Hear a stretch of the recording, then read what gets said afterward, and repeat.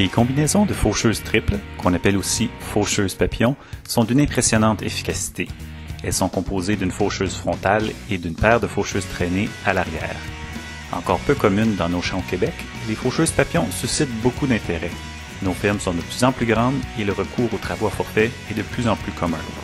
Ces équipements spécialisés viennent faciliter la tâche à ceux qui préparent les fauches fréquentes, à ceux qui récoltent leur ensilage en un jour et à ceux qui disposent de peu de main-d'œuvre pour les chantiers de fourrage. Quand on parle d'une machine qui va couper une largeur de travail d'environ 30 pieds, automatiquement, c'est sûr qu'on fait référence, si on veut, aux producteurs commerciaux comme les forfaitaires ou les fermes laitières de grande taille.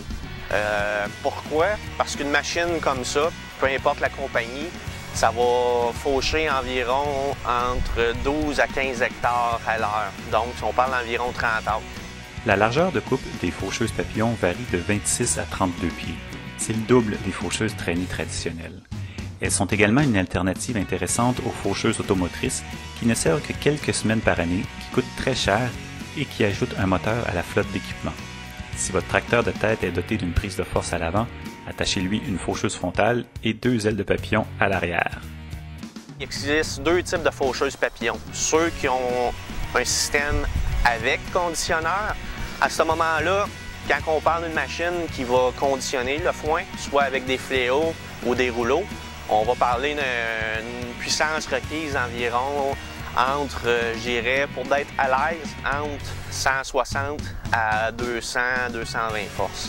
Par contre, un modèle comme celle-là, la GMD 802F frontale avec la GMD 8730 à l'arrière, c'est un modèle papillon, faucheuse papillon, mais sans conditionneur. À ce moment-là, on parle environ d'un tracteur d'environ 140 à 150 forces pour faire fonctionner là, la faucheuse frontale avec la faucheuse arrière. Le coût d'une faucheuse triple varie de 45 à 100 000 $ selon les fabricants et les options. Il faut y voir un gain de productivité, une possibilité d'offrir un service à forfait et aussi un usage qui rentabilise l'investissement que vous avez fait dans un tracteur de haute puissance. Vous constaterez assez rapidement que faucher jusqu'à 12 hectares à l'heure, ça demande beaucoup de concentration pour bien aligner 3 faucheuses sur le foin à couper.